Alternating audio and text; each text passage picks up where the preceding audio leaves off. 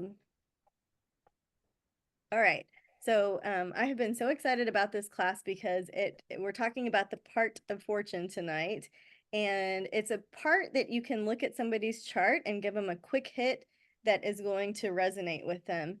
I did not resonate with my part of fortune until last year. So I'm 43. So, I mean, it may be easily recognizable to some of you. It may be unfamiliar territory to some of you because maybe you haven't pushed yourself into that part of your chart and your evolution, all of that.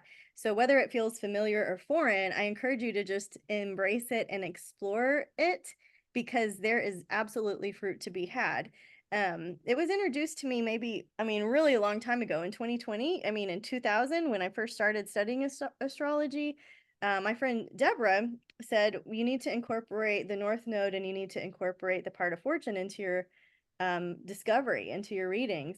And I did, I mentioned it in the early days, and but I didn't really understand how glorious the part of fortune can really be up until last year. I didn't try to activate it. I didn't, manipulate it in any way. So, don't force it, but observe where you might have seen it in your life. So the part of fortune, also known as the part of wealth, that's the symbol, the circle with the X in it. It's like the North Node or the South Node. It's not an actual planetary body, it's a measurement. And the way that you measure it is different for if you're born during the day or whether you're born at night. And it's complex. I'm sure maybe somebody else could explain it much more easily than I could. But rather than go down the nuance of math, that's the basic theory here. It's calculated differently for day births than it is for night births. And but in both situation, it represents this integration of your sun and your moon, which is where you feel most like yourself, where you feel most harmonious with your sun and your moon and your ascendant. So it's kind of, if you're doing big three readings, look at the part of fortune and know that there's some zhuzh there for you, right? So yes, it symbolizes a person's potential for happiness. It's also, yeah, I said known as the part of wealth. So it can be a way shower for how you might feel joy making money and receiving income. But not necessarily. It's not always related to material wealth. It's related to that prosperity feeling of success and harmony within oneself, a feeling of satisfaction and fulfillment. So let's look. We're going to try to write our own part of fortune's story tonight, or our prosperity mission, depending on how you want to look at it. And we'll do mine too as an example, since you guys know me. But basically how I've broken it down is a really simple walk through the houses and signs. So first house, natally, transit, and then Aries, right? And so I'm just going to go through it moment by moment. So the pink dot is the natal. So if you have your part of fortune in the first house here, or if it's transiting in the sky, right, depending on what type of reading you're doing or what you're looking at, this can also give you extra intel. So remind me in the chat if anybody's where you are. If we're talking about you and you have the first house one, let me know so I can make sure we get your advice. Okay, Sharon and Julie, right? Okay, yes. Perfect. So, right, we know what the first house is. All of you here are astrologers. You are actually medium to advanced astrologers. You're not baby beginners. You have a good experience with yourself and your chart and what your rising sign means to you and how you identify with that part of yourself in the world. So when your part of fortune is in the first house, sometimes you just really like your own company. Sometimes you just enjoy yourself, and that's awesome. You can find, yes, joy in being first, taking initiative, right? That's opposite of some of the other things about y'all's charts. So there's nuance there. But yeah, it's fine. It's like, it sounds so simple to say, just be yourself, right? But not everybody is here to know themselves. Not everybody is here to have experienced that kind of joy and harmony with just loving themselves and enjoying this life. So, this is a part like this self-expression, this everything comes down to you being you. So the second that you're following somebody else's template, the second that you're stepping on the whatever ladder that you think is the successful one, the second that you're doing something besides following your own heart, it's going to feel like kind of a buzzkill in a way, and more so for you guys than maybe the rest of us. So give me a little bit of, or teach us, give us a little bit of feedback. Julie, do you want to go first?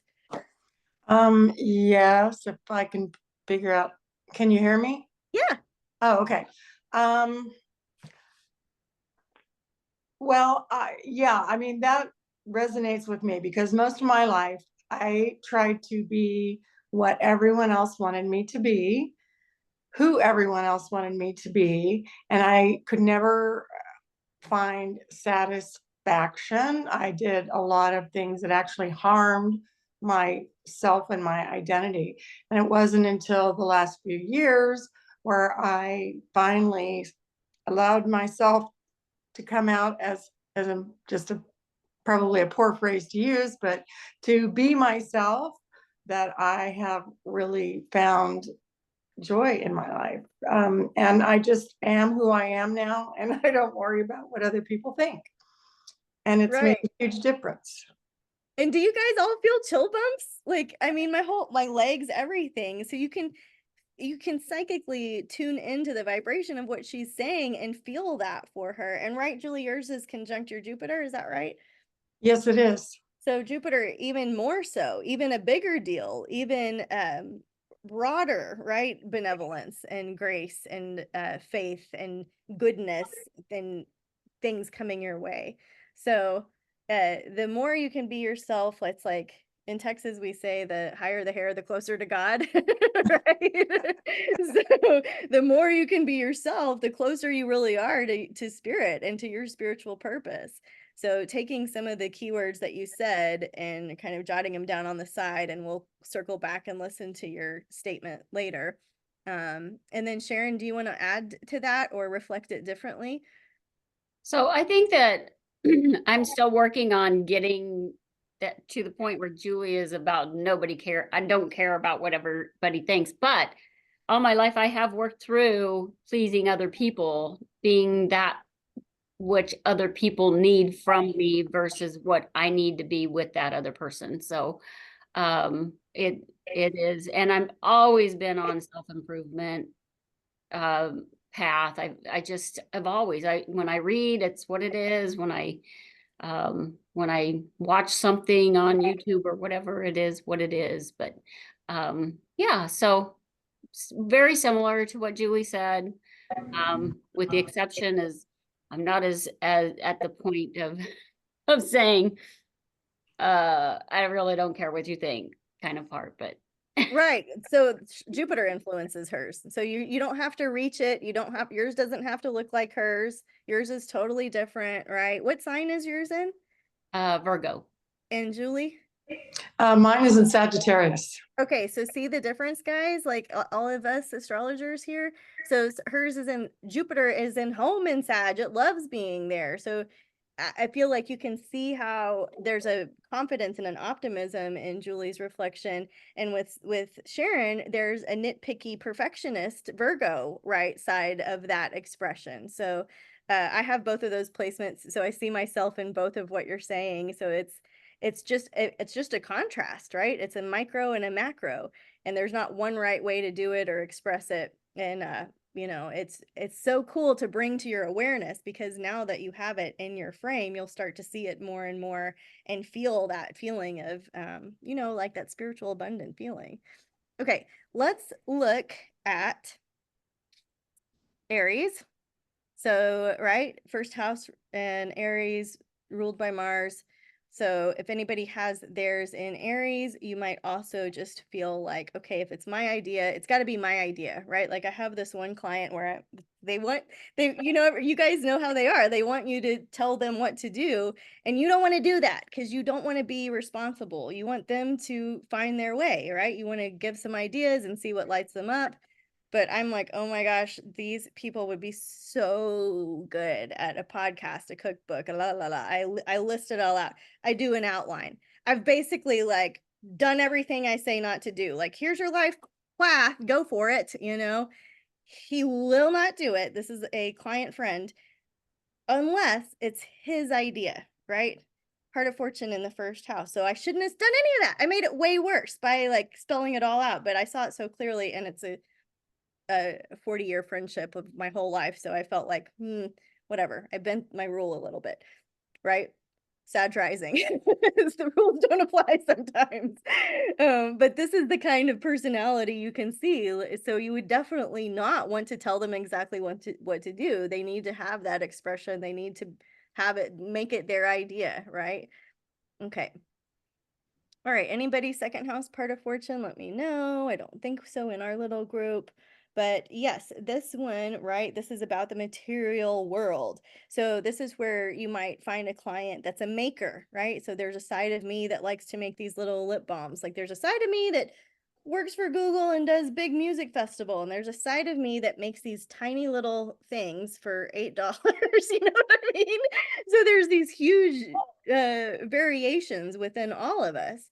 And so the second house would show you that side of somebody, that side that's like wants to be a maker, wants to have products, wants to sell stuff at the farmer's market, wants to generate multiple streams of income. It makes them happy. So if they are not generating multiple streams of income, they're not really in flow, right? They need to be grounded. So I'm the type of person that's like, hey, you're unhappy, quit your job. And the people that are more earthy, more earth signs, they can't live like that, right? They will freak out. Their nervous systems will have a little nervous system heart attack, and it won't be good. And so the same thing with this second house part of fortune type person, they need that stability. You can't tell them jump off of the building, grow wings on your way down, take a leap of faith, you got this. They really need that security in order to feel at peace, happy, harmony, and flow, part of fortune, sun, moon, rising connected or ascendant connected. And so that is something I have noticed. They need their things, right? So they're okay, then we do Taurus. So Taurus is right, food, finance, physical, sensuality, weightlifting, comfort food, muscles, textures like cozy blankets and fire lit things, and that feeling of like being really solid and earthy and grounded, right? And so beauty, right? The beauty way, the beauty before you, beauty behind you, aesthetics.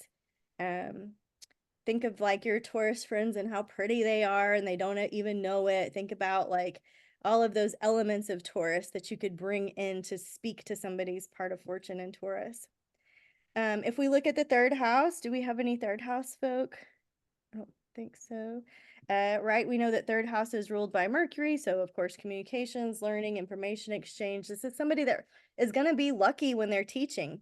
Maybe their midheaven isn't Gemini, right? Like maybe their midheaven is something else. Maybe their midheaven is Pisces, and you're telling them that as long as they are spiritual and woo-woo, it's going to be okay. But what they really need to know is write that book, right? Make that money by doing the spiritual woo-woo thing. Just, get your information out there somehow. So would you feel more, do you feel more at peace and connected with the world when you're journaling? And they'll be like, oh my God, I journal all the time or whatever. Have you considered publishing a dream journal? And so you start to tie in that midheaven with the part of fortune. They'll feel that sense of, okay, I'm really, really seen here. So teaching, information exchange, right? Um, that type of stuff. Let me check the chat. Sorry, whoever. Oh, Gemini, Rosie. Yeah, so Rosie and Camden are seventh house Gemini people. So we'll ask for your feedback here. So the part of fortune in Gemini, the Gemini placements in my clients, and I'm not just saying this because I know you guys, they're some of the smartest people I've ever met. Like my closest friend from childhood on up, who we've shared many stories and chapters of life with. She's the smartest person I know. One of my close mentors is a Gemini, one of the smartest people I know. And if I can't figure something out, I'm calling one of them. There's a detachment to the information, meaning they're not emotionally charged by something. I'm like trying to make a decision and I'm going to die if I don't get this sorted out. And there's a dryness and a separation, and it's just the facts, ma'am, and this is what makes most sense. So that can be useful information too. I know that Rosie has a love of learning, and that she has shared in our classes before that she wishes she could just be a full-time student. And you're a full-time student of life, so you were onto something with that. So do you want to share a few reflections on the Gemini side, and then we'll circle back on the seventh house side later? Well, for me, like you said, that is what I'd like to do. If I could just have someone pay for all my classes or support me so I could go to school and just take all the courses I want, I would be very happy. Right? Yeah, And so but I don't, even though they're my seventh house, it doesn't necessarily have to be about relationships. So just want to throw that in there. okay, good. Yeah, right. Yeah, you're not necessarily, but you do want to focus your astrology practice on relationships and Yes. teaching people how to be better in synastry and relationship. And so Yeah. she'll ideally make money from that, and so much money that she can just take classes all the time, right? Okay, Camden, do you have any reflections, or do you feel like sharing about what that Gemini part of fortune might feel like? Yeah, actually it's pretty much the exact same thing. I loved school. I kept going back to school and I remember my senior year of college, I was really sad because I didn't get to take all the classes I wanted to take and everybody else had senioritis and I was like, could I just one more, just one more. And I tutored a bit and I really enjoyed doing that as well. So yeah, this definitely tracks for me and it's why I take these classes because I want to keep learning things. So yeah. Right? Isn't it fun? It's just like, oh, I love astrology.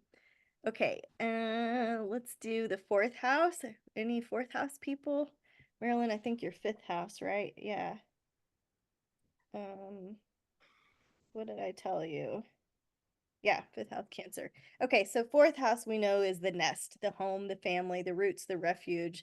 The thing that's the bottom part of our chart, our where we came from, sometimes our ancestral lineage, sometimes our sense of well-being, our sense of stability comes from our home, or our sense of self-sabotage can come from our home, depending on how our placements are, right?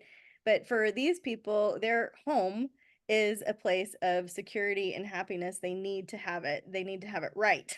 They need to have it feel good. It can't be disorganized boxes everywhere, chaos. It needs to be a place where they can also maybe have a home office. They can make money from homes. So real estate people, design people, feng shui people, address numerology people, people that make money by building, roofers, tilers, bathroom remodelers, people that host retreats in their home, right? You're going to get more information by the sign and by what planet is like right there. So they need to build a place for their traditions, right? Okay. And then in Cancer, so this is you, Marilyn, the part of fortune in Cancer, this means that yes, you have a desire, which is rooted in Latin for of the stars. Have you guys heard that before? It's freaking wild. Desire. Um, so you have something in your chart that means like I have to either fix my home, heal my home, grow my home. Home is a sense of focus for me. It is maybe more important than the other things. And when things feel fractured, it feels like everything is fractured. Like some of us can have an argument and go about our day, but part of fortune Cancer people, there can be that fixation on like fixing stuff at home before anything else can be okay. So I'm not saying that's you. I'm just reflecting on what I've seen in my clients. And then I would love for you to teach us what part of fortune Cancer feels like while you're canning, literally. Astrology is so literal in your apron. um, there you go. Okay, complete with my Heidi little break. Anyway, I love it. I'm really surprised. I apologize. I didn't prepare for this course. I just learned so much from everyone else. I was surprised that it was Cancer in the fifth house because I don't really consider myself I have a question about it. Does it manifest itself more later in life? Well, I guess I can't tell you that because I didn't relate to mine at all until last year. But looking back, I can see how it all makes sense now. So, everybody's on their journey and take what resonates now and leave the rest. But home, if you haven't had home as a place of like, wow, I just feel my best ever, I would encourage you to try that hat out, you Mhm. know? And make home a place you run to instead of away from, which is what my dad used to tell me because I move every 6 months when possible, right? Yeah, no, I love to be home. It's not that organized, but I am working on it. It's a work in progress. Um, but one thing that does make sense to me is if I have a conflict with a friend, I obsess about it. I really take it personally and Mm-hmm. like to the point, I mean, even today I had not even a conflict, just a situation, and I was on the couch for most of the day. I don't know if that's fifth house Cancer, that emotion, that really emotional wanting everything to be um nurturing relationships. But I have found later in life that I give a lot in my relationships. I Mm-hmm. cross the line a lot with over a lot of people come to me, I guess, because they think have good advice or whatever. So I give a lot of advice. And then when I need it, sometimes I feel I've received criticism from the very people that I've given so much of myself. And so lately I'm letting those go, those friendships, because it Mm-hmm. hurts too much. Does that make sense? It absolutely makes sense. I have a woman who has a ton of cancer in her chart that I was very close with for a long time. And she's, you run to the cancer ascendant people. You run to the cancer. I do because it's like, oh, there's a mom here. Somebody knows what to do. And so somebody knows the recipe. Somebody knows that I need pajamas. Somebody knows, what to do here. Because I always felt like the party girl. And so embracing the mother side of myself was a huge, long journey. So the example I was going to give was this woman who gave me a lot of advice, who helped me a lot, who ended up being really controlling, and I snapped at her, right? My Scorpio came out and I was like, do you have to control everything and everyone? She was in the background, she was telling her family what they liked and what they wanted and what they needed, and she wouldn't let everybody just make their own coffee. It was like this whole situation where I'm like, I'm on the phone with you, so if you need to go control everyone, I'm happy to get off. And that ended our friendship of many, many, many years. And so Wow. she took it as a criticism. I'm gonna allow Kendra in late, guys. um there she is. Okay, so she took it as a criticism and she felt like exactly what you're saying. Like, here she is, she's helped me all through all of these things and I'm just going to nitpick her, right? And so that's the cancer conundrum, right? That's the whole scale of influence of cancer, whether it is emotionally intelligent, psychic, intuitive, nurturing, I know what nutrients you need, I'm going to take care of you, versus I'm going to control you, right? And this fourth for Scorpio placement, 12th house girl does not want to be controlled. Of Sag rising, have you ever met a free spirit? If you come at me with advice, I'm going to feel controlled. It's taken me a long time to understand that that's not what everybody is doing. It's wild when you can see it in your chart and like grow up and evolve. So you don't have to receive it as criticism. You can receive it as a projection. You can receive it as, oh, this person is feeling controlled. You can receive it many, many different ways. You can explore it.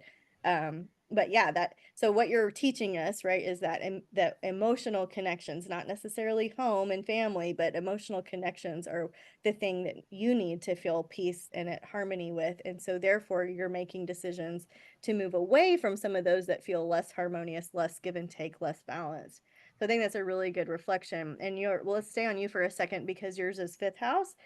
And so your fifth house, right, represents romance, creativity, fun, children, the place where we need to live a little, right? The place where if we have challenging aspects there, where we can feel like there's a creative block, or we can feel like we're missing out on creation of some kind, right?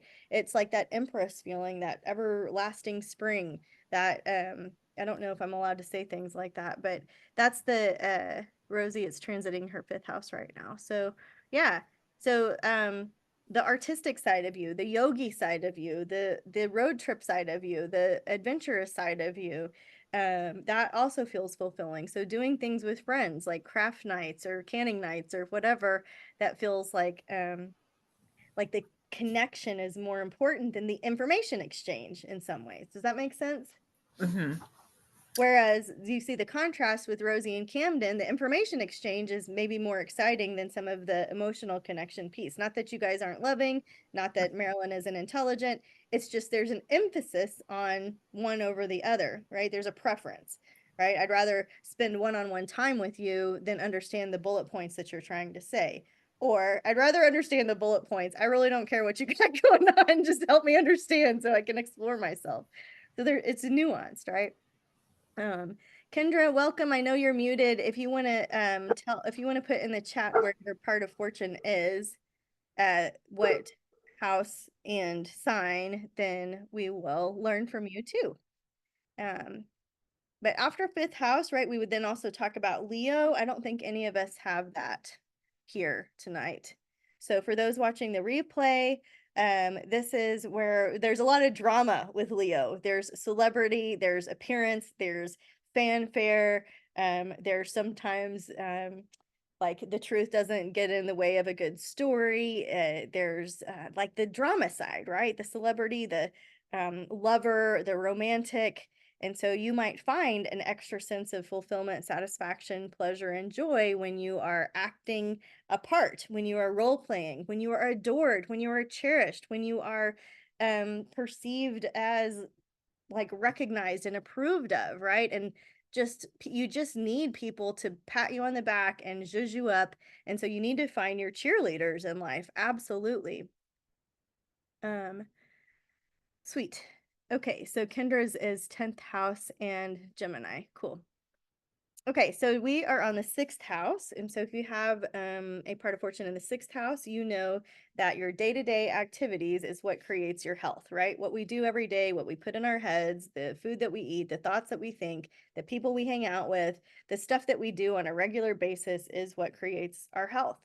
And that's why the 6th house is kind of vocation and physical wellness. It's represented by Virgo, it's represented by the Virgin, the Martyr, the spiritual well-being. It's on the 6th and 12th house pipeline. I just started saying pipeline because axis, I want to be like axes, or I just say it all weird. So pipeline, and it represents that part of us that is needing to be well, right? The wellness industry. So these part of fortune people might make a ton of money with supplements, herbs, bees, gardens, like I don't know. My mom had this Mary statue garden. So even things like that, little monumental pieces, monuments, and like think about Virgo and data and little signs that go places and help people stay organized. Y'all, we put things in the fridge the other day, like just like this is the veggie drawer, cheese drawer, you know what I mean? And I open the fridge and my mind relaxes. I'm not wondering where the jam, I know where the jam is. You know, we've lived here for over 20 years, but having a little sign like relaxes me. So these people could be involved in organization and it would feel really good to them. Yeah, health, wellness, like coaches that do sporty things, yoga teachers, even personal coaches, like things like this. Okay.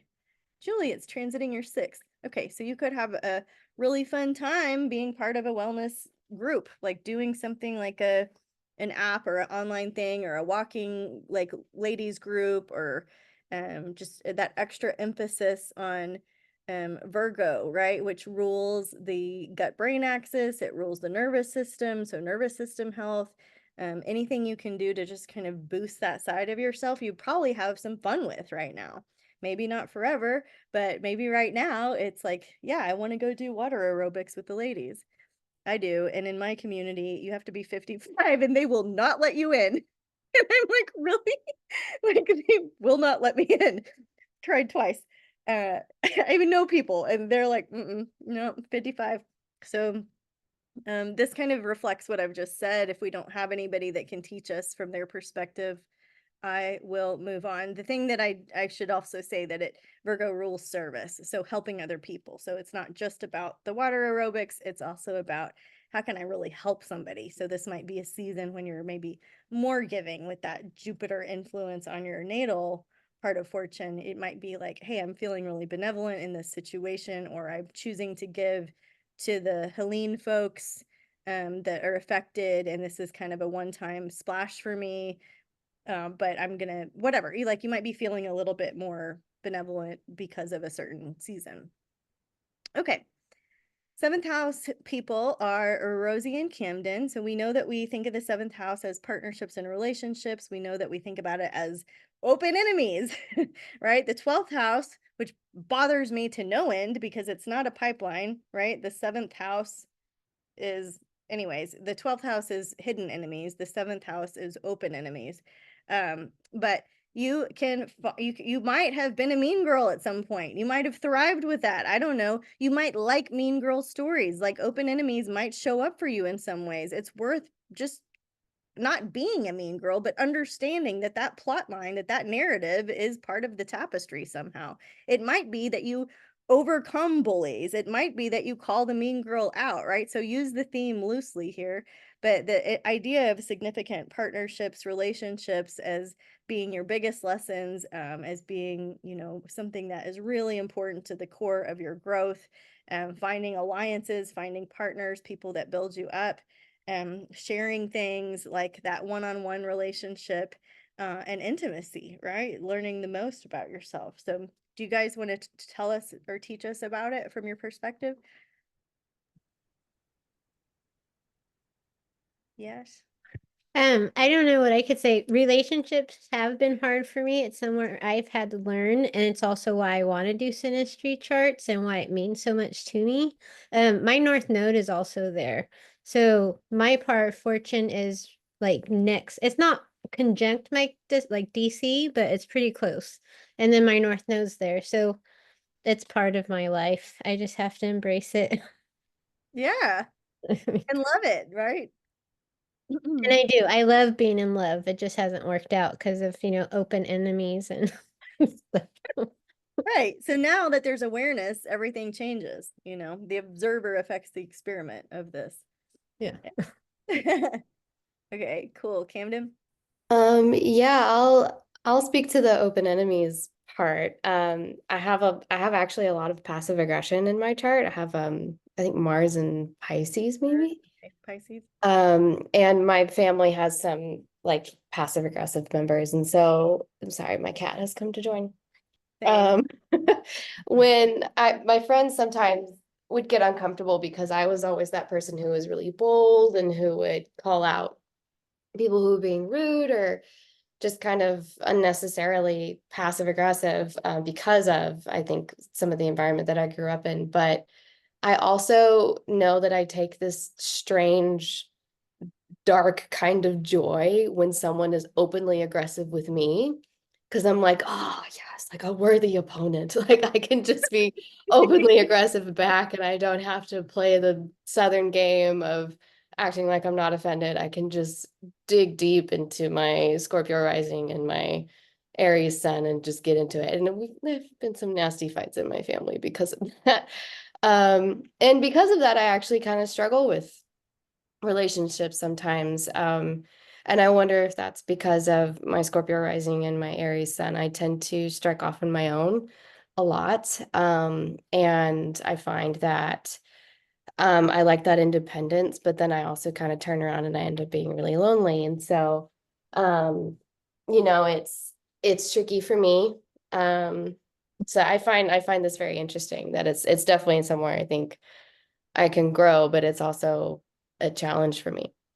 And So Camden's a lawyer, guys. Like she has the, like, I want to be on her team. You know what I mean? Like I want to stand behind you in court. So I love that it expresses for you in a positive way. Like for me to see a worthy opponent, like Scorpio, it's like get somebody else to do your dirty business. I'm not, because it will not go well, you know? So I love that there's somebody that there's a reflection of like having a worthy opponent where it's like we're just sparring here. It's not personal, right? So I love that. It looks like Rosie, you had something to add, yeah? Yeah, because if she's an Aries sun, I'm an Aries sun, and she has a Scorpio rising, I have a Sag rising. So I've never been the mean girl either. So I don't know, like if you can see the difference. We both have Aries suns and different risings, but they're pretty close. Yeah, it's so cool. You guys definitely seems like maybe a conversation would be worthwhile, just because of the similarities. So happy to connect y'all if y'all want to do that. But it's so wild. Like my mother had her son in Aries, and she had not one Aries trait in her bone at all, And so you just have to look at the whole chart. And you live a different life, right? You were born in different places, you have different desires, you have different experiences, different families, different genetic coding. And this is why we can't do cookbook astrology, that we have to weave our intuition into it as well. So, that could be a cool study to look at both of your charts and try to interpret like which one's Rosie, which one's Camden, Okay. Mystery So, chart. huh? I said mystery chart. Yeah, do a mystery chart, like do a live or something. So with Libra, right? This is what we've been talking about. We need to find peace, harmony, joy. Libra is the scales. Like that's why I like Camden's legal side. This is about justice. This is about fairness. And so like there's a side of me that if anything feels unfair, I also have 4 planets in Libra. If something feels unfair, if somebody feels left out, if I feel like there's somebody that is in the corner and everybody else is over here, it kills me. Like I really want everybody to feel like things are fair. Libra is the only sign in the zodiac that's not man or animal. And so we're just trying to balance the scales here, right? It's not personal. It's not personality conflicted, if that makes sense. Okay, so part of fortune in the 8th house, right? The Scorpio house, Pluto and Mars. We think about shared resources. We talk about sex, death, and taxes. So this could be somebody that is really excels at writing wills for their friends or writing obituaries or writing something to do with death or something to do with death doula or something to do with like it could be so out of character with the rest of their chart, which I feel like mine is. So we'll get to mine last. And that could be an example for you. So you might be like, wow, this person is a great gardener who's going to work for all of the farmers of America and they're in the food supply chain and that's what they do and they do it in this way. And then you're like, but your part of fortune's in the 8th house. So what is it that lights you up about intimacy or death or uh something like this or taxes? And they'll be like, whoa, whoa, whoa, whoa, whoa. I do taxes for all the farmers too. I hook up, there will be something that they'll acknowledge. So the 8th house is also the house of trauma, where you can really see where people have their issues stem from, 8th and 12th house. And so I feel like you could speak to somebody that has been through a lot of traumatic experiences in their soul and can therefore help other people in traumatic experiences. So these are like EMT workers that would be underlined if it was a Cancer or a Virgo placement, right? Somebody that nurtures well and deals with high trauma really well. You see how layered all of this is and how you could interpret things differently. Is my cat bothering y'all? Can you hear him? Okay. Well, it's like the dogs are out. The dogs are out. The dogs are out. I'm like, I know. Okay. Scorpio, right? Deep transformation. I hate that word in astrology, but it's true. It's the phoenix, right? Rising through the fire. It's having to be molded into something different than you originally expected. And joy is found in Scorpio things, which are metaphysical, mysterious, synchronicities, the behind the veil of the universe. And of course, intimacy is going to be thrown in there too. So maybe your client's a sex worker. I don't know. Probably not. They're probably not coming to you guys. They're probably not coming to me. But the idea is that there's something along those lines, right? That is there. Scorpio, 8th house. So as we move into the 9th house, right? The 9th house shows us where we like to travel, where we like to go places, where we like foreign culture, foreign cooking, foreign exchange, foreign languages. We like to grow our mind. I think about my great aunt Dorothy, who went to Juilliard, who studied music in New York and was transported to Texas via her synagogue, who match made her with my great uncle Milton. And his first wife had died. He had 3 children, and she moved from New York, Juilliard area, right, to Juilliard educated, New York born, to Texas to deal with this, right? This whole family situation. And every time I walked into the room, she knew a guy. She was my biggest cheerleader. She thought I was mystical. She filled my plate, filled my belly, filled my mind, filled my culture. That's like, she was well traveled, well spoken, all of her little things on the shelves. I was like, oh, that's so, you couldn't tell her anything was pretty because she'd be like, here, let me give it to you, right? It's that 9th house giving Jupiter influence that you could see all over her. So maybe you guys have a 9th house person too that you could, weave into your readings and how you express astrology to people. But yeah, engaging with different cultures, ideas, and belief systems. So belief systems meaning spirituality, right? Our spiritual path, our spiritual walk, how we connect with our higher power. It's really important here. So this person, does anybody have a 9th house part of fortune? I have a 9th house north node. FYI, it's also a publishing house, right? Jupiter rules publishing. So this person might do really well as a publisher, writer, producer, composer. Well, music is another language, right? Books can be done in other, you could do audiobook, that's another language. You could read astrology, that's another language. I'm on a roll. Am I going too fast? Am I entertaining you guys? Okay. All right.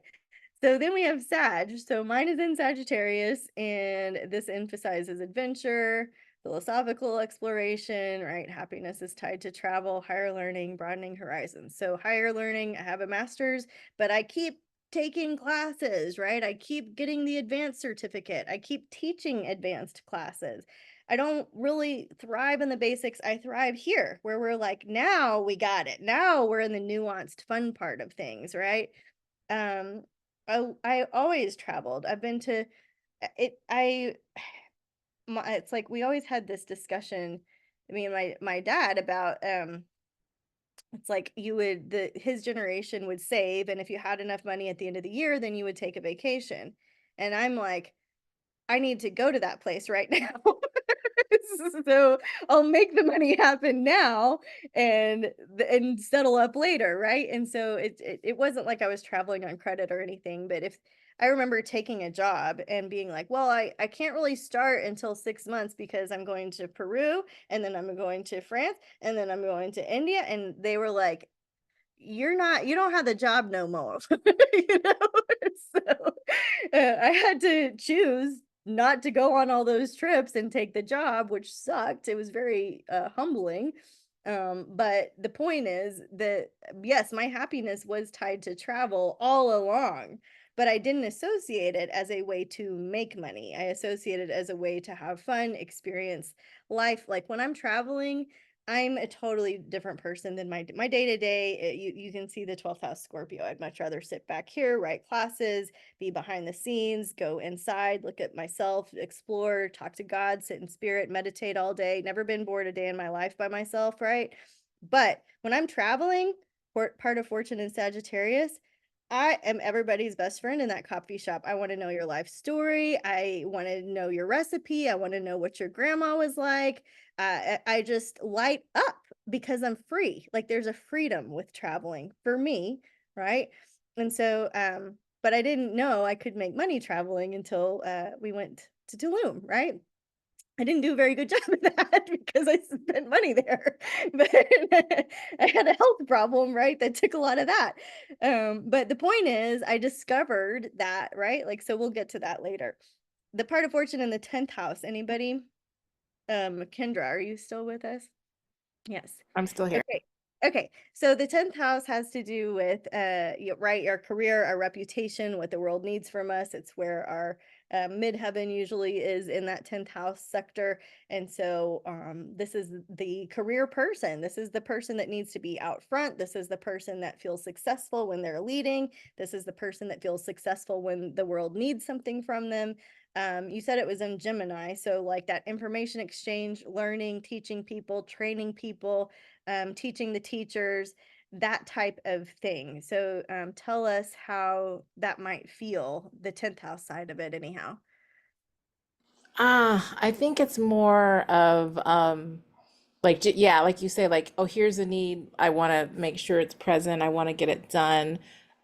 For me, I feel like it's the innately, like I put myself in my work. So I'm the person who's answering the calls at late at night. Like I'm always about work. So that lights me up a lot. Yeah, my Yeah, life is my work. right.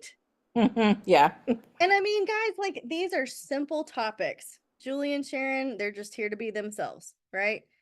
Camden and Rosie, they just want to learn stuff, right? Marilyn, right? She's learning about that emotional connection side. Kendra is learning, yeah, my career really matters. It actually lights me up. It is the representation of my sun, moon, and rising sign all together. It's so simple, but don't you feel so seen in some way? And your clients will too. So bring it up, bring it up in your readings, or your friends, or whoever you're managing in your lives. So with Capricorn in the 10th house, or reflecting the 10th house, right? This is public recognition, career success, fulfillment comes from hard work. So Kendra, she might really like to be at work all the time, and that's what fulfills her. So her partner needs to know that. Her family needs to know that. She needs to not, her boss, if she has one, needs to not abuse that, right? Google abused that when we were there. They made it impossible for us to leave because we had food, booze, entertainment. There was no reason to go home, right? Ping pong tables. So I mean, it's not a bad place to See, work, right. but I hear that and I'm like, oh wow, I could just live there then. I right. could just live there. And that's what they wanted. And so we all worked well beyond our capacity because it was comfortable, because it was, you know what I mean? All right. And it was tasty. It was good snacks. That's when I stopped drinking, because we were champagne at breakfast and beer at lunch and wine at dinner. It's just a lot of opportunity to have all of the pleasures of life, right? So if you have an 11th house part of fortune, this speaks to our networks, our groups, our friends, our hopes, wishes, dreams, and goals. 11th house is AI, robotics, the future, pushes us outside of our comfort zone. It shows us we all rise together. It shows us places of community. And I listened to this podcast the other day, because community, you want to be like, oh, community's good. We're all in it together. And he's like, yeah, in your community, what's that one's name? What's their mom's name? What do they do for a living? And I'm really proud to say that I know most of you guys, I know what you do. I know what your chart is like. I know your heart. I see you, right? And so I think that we are building a really good community here. But community involvement requires that you're paying attention to a lot of different souls, and you're like extracting one thing in common, or maybe many similarities. But the idea here is that the 11th house is that it's like the mass, but then also knowing that intricate little detail about each one that comes in. And my friends own a barbecue place, and they know their customers. And when their customers come in, they ask how they're doing. And that's some good 11th house stuff, right? So that lights you up, being in community, but really like loving your people, right? So working towards causes that matter, absolutely. Sharon says her daughter is the 10th house Cap, and very much her. Thank you for that feedback. Aquarius rules the 11th house, right? You guys are astrologers. You know that Aquarius is ruled by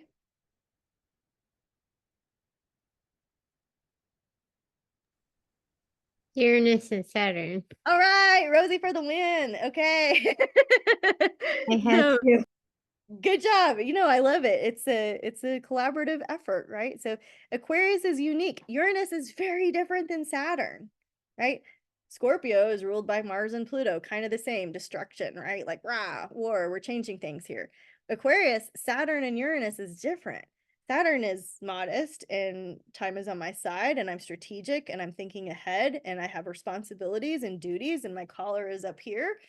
Uranus is like, we're all hanging out, right? We're all it's this big pool of fun, interesting, futuristic, dystopian type of things that are new and imaginative, but like there's a tech to it.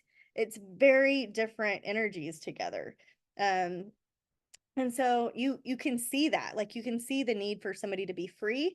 And so you guys have heard me say this phrase, what do you want to be free from? What do you want to be free for? Use that phrase and speak to people that have Aquarius placements, especially part of fortune. What are you trying to be free from? They might not even know that they're trying to rebel against something. They need something to rebel against. So help them identify it, right? And then they can just be themselves. They don't have to be all about stuff, right? Okay, lastly, thanks for hanging in there with me. 12th house. It's the house of prison, it's the house of redemption, it's the house of spirituality and the subconscious and the part of ourselves that is deep and psychic and wounded and maybe mystic, and maybe we don't ever get to access it, or maybe it's our testimony story, right? Like I was telling my the guy that we buy our cars from, I was telling him about this like really not so cool chapter of my life. I don't know why we were talking about this in the car lot, but he goes, "You're just building your testimony." And I was so relieved because I had to make some mistakes. I'm a third line in my human design. I had to find out what works by figuring out what doesn't work. And so 12th house people are building their testimony. What I mean by that is like I have to make the mistakes in order to find out the truth and what's right for me, right? And so that felt really accurate way to say that. Meditation, heck yeah. 40 days of spirit. I'm like, everybody meditate every day. You know what I mean? I love it. Introspection, absolutely. I'm like, how could I do that better? Right. And I teach that after psychic class. I go to spirit and say, how could I have done that better? And I sit there and listen and I try to learn something, right? That's introspective. It's connecting with your subconscious mind. All of these books up here are about psychology and subconsciousness and supernatural connections, right? 12th house ruled by Pisces, so this is the side that's the humanitarian effort side of things, spiritual growth, being creative with it. Fulfillment comes from intuition, compassion, exploring the depths of the subconscious. And let's see. Oh, sorry, I'm late to the comment party. Rosie's daughters is in Aquarius 8th house. Interesting. Marilyn's Aquarius rising, and she's rarely on time, so she's relating. You're saying more to Neptune, but I think you mean Uranus. So Uranus, not Saturn. Yeah, that rebel side. Like, maybe are you a rebel canner or are you playing by the rules? You know. So okay, I think that's all the slides. I didn't put the math in there just because I'm not as confident sharing it. I wanted to speak to mine just briefly and we can take questions, and I'm going to show you this book and we can get on with our evenings. Mine is in the last part of my 12th house, so it's really, really hidden, right? And it's in Sag, which is that life of the party, joy, travel, expressive. Let's have fun. We're here for a good time, not a long time. Let's go to all the adventures. Let's show up early. Let's stay late. Let's learn everything we can. Let's get at the temple at 4 a.m. and meditate for 4 hours, and then we'll go have breakfast. Like, I want to do it all, right? And that burns people out. So I don't make everybody do what I want to do. I just go live a full experience and then sleep really hard. So that's that Sagittarius side. And the 12th house, right? You heard me say, let's meditate in the temple, right? Like, let's do something that is spiritually based. Sagittarius travel. So for me, incorporating retreats into my work has the potential to be really fulfilling for me. You know, a couple of you guys, two of you here were on the Tulum trip with me. I think about that trip all the time. I think about what I could have done better. Of course, I was not well, but we have a WhatsApp chat I still like have that group in prayer. It's very special to me. I have done other retreats. I've done them in Blanco. I've done them in, different cities throughout Texas mostly. And so next year I'm like, we're going to travel some more, astrologically timed, right? Depending on how the world turns. But I feel really excited that a spiritual sabbatical isn't just like a way to make money, but a way to feel like, oh, I'm feeling more fulfilled with my part of fortune, and doing it in a Virgo way, in a Virgo midheaven way. So Virgo midheaven for me, right, is sending out data points, doing slides with little bullet points, talking about wellness, making sure everybody feels like they're feeling healthier after this experience, right? And so those 2 points combined, if you only did one reading for somebody, if you only had 5 minutes, if you couldn't spend hours contemplating the trines and the sextiles and the transits, you just look at their part of fortune and their midheaven and speak to that. Astrology is so literal, right? Had you told me, like when I was 20, Tiffany, go teach spiritual retreats in India, I would have been like, okay, you know, but I didn't. I was like building my educational empire because I felt like I needed to prove myself. Like, why would you listen to me based on my experience? Let me show you that I have put in the hard work, right? Saturn and Libra in my 10th house. And right. So there were other nuanced things. So my point is, you might speak to this and they might not feel it yet, but they'll grow into their bones, and their soul will know that you're onto something as long as you have their birth time right. I was just going to show you guys this book really quickly, The Part of Fortune in Astrology. It's by Judith Hill. She is a great teacher. I love her medical astrology work. I learn from Judith and from Kira. When I'm doing medical astrology stuff, I'm usually learning from them. And I like to point that out so you can go straight to the source if you need to. This book is this big, y'all. Looks like Rosie has it. It is, okay, literally, the summary is at page 32. So if you are curious what she has to say, just send me a message and I'll send you your sentence about yours, okay? Or if you want to have the book handy because you're tactile like me, just know. I thought I was gonna get like the epistle on all epistles of Part of Fortune, and I was like, oh, there's my sentence. So I was a little nonplussed, but I do love her, and this, not many people are writing about this, so you got to have something. You got to make some notes.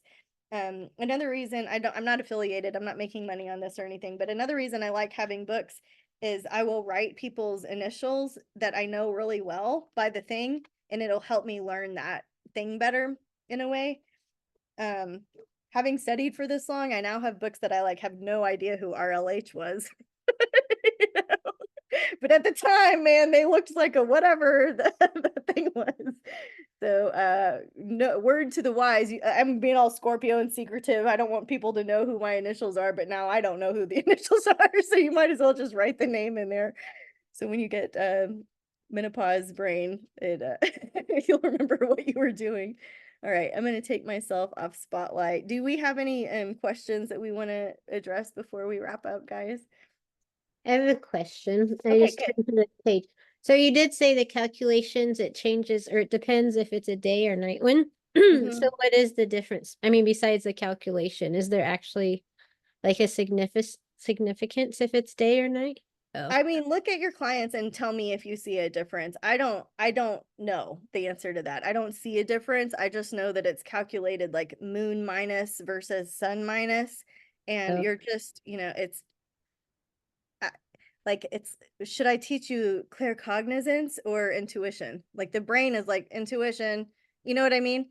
And so I just feel less burdened when I don't have to explain the math side of things. And so I apologize if that's really important to you, to anybody's Virgo side, then please look up the math. But I'm not the best. I'm the Sag rising teacher. We can have fun with it, but I don't want to math with you about it. But it's a good question, and it's worth you studying and reporting back to me. Like, I'd like to know. I don't see any difference. I also had a quick question. Sorry, I'm Please. trying to keep my cat from chewing my Cord.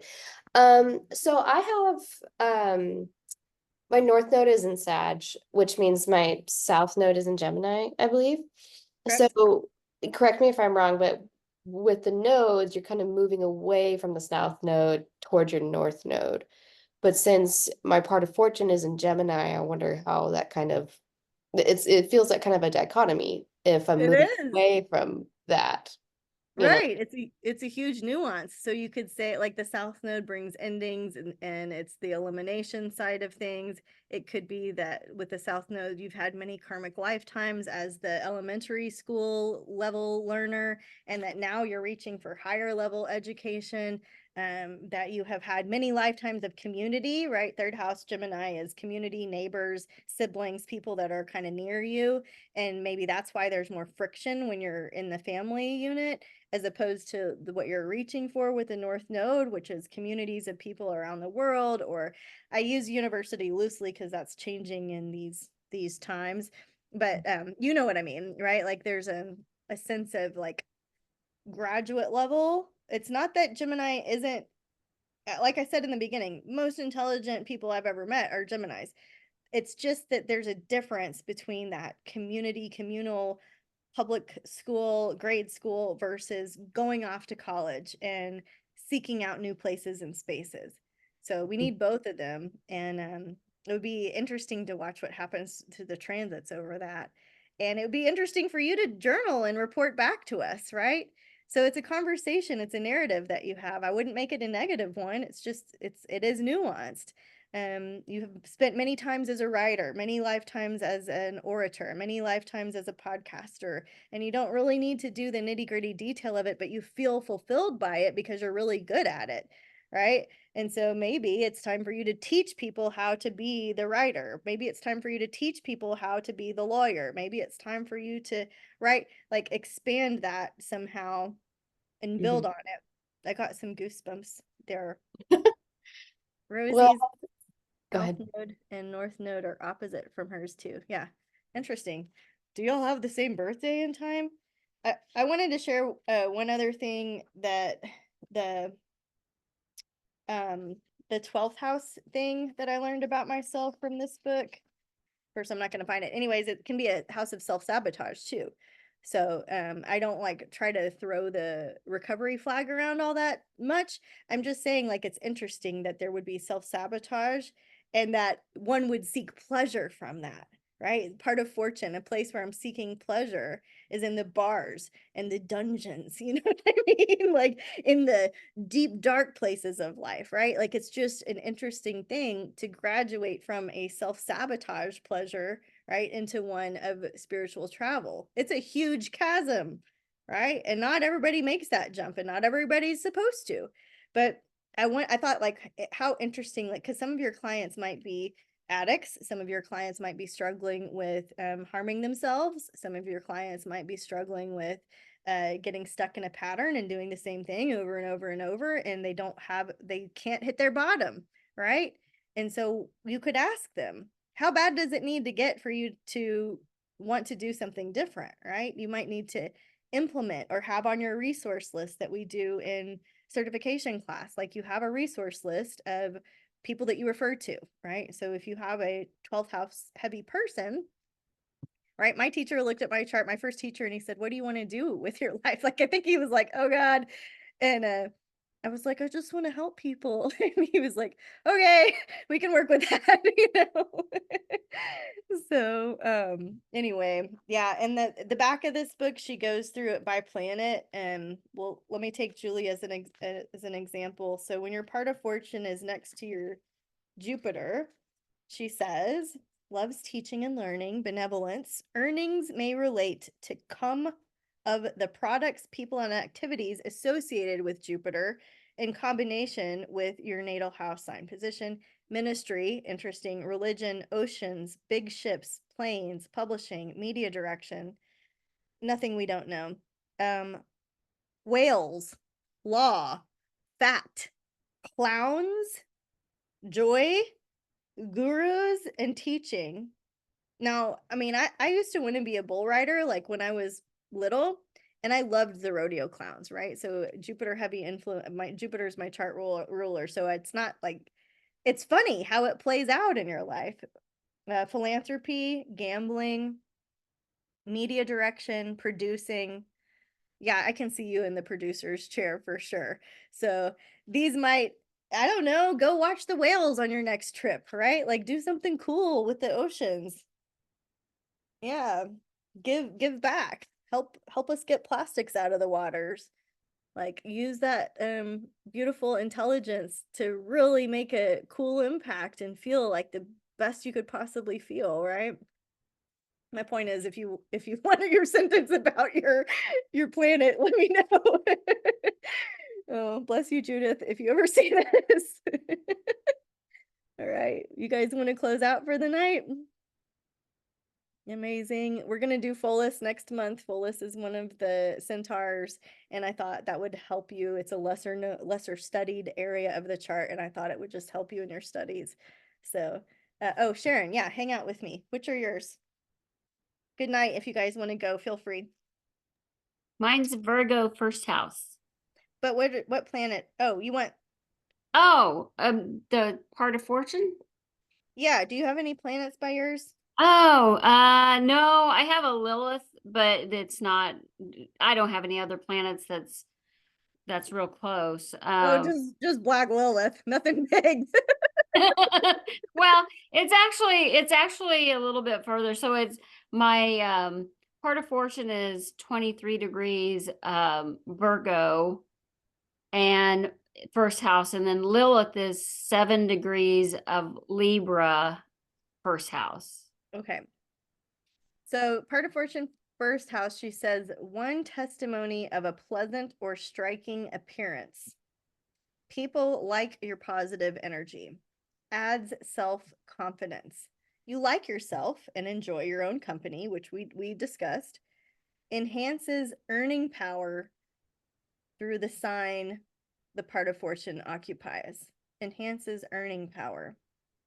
So if you're looking at it for a way to make money, right? It's you. It's not working for somebody else. It's yourself, your physical body, working your healing energy through your hands. Like it's, you are the magnet, right? It's a trip. It's a trip. So that's what she says about first house. Let me Now I know why I always wanted to just work for myself. right. No one else. Right. Yeah. Yeah, I seem to be in that category as well. Mars and Neptune in the first house, spiritual development. Why else are we here? What else are we doing, right? So that what she says about Virgo, Sharon, she says you love service, health, nutrition, body maintenance, work, animals, skills, and data, which I think you have a data-driven role. Earnings may relate to these Virgo type activities as working out through the part of fortune natal house position, first house, and also the natal house sign of the planet Mercury. So Mercury will give you some clues, which makes sense. Thank you. You're welcome. Anybody else? Good. Okay, message me later if you're too shy. Okay, well, we are getting to the end of the year, so I just want to say thank you so much for continuing to stay in the membership and continuing to learn. I have a plan for 2025, a content draft, so that there can be 2 levels where you're just doing basic stuff or you're doing advanced stuff. And that way, we can retain our community and keep learning, or new people can come in and not feel intimidated. And so I'm trying to tier it out based on feedback. The thing that I really struggle with is when to do these things. Do I do them when I'm my best self and it's most convenient? Do I do it in different time zones when people are off work? Do I do it when people are at lunch? Do I do it on a weekend?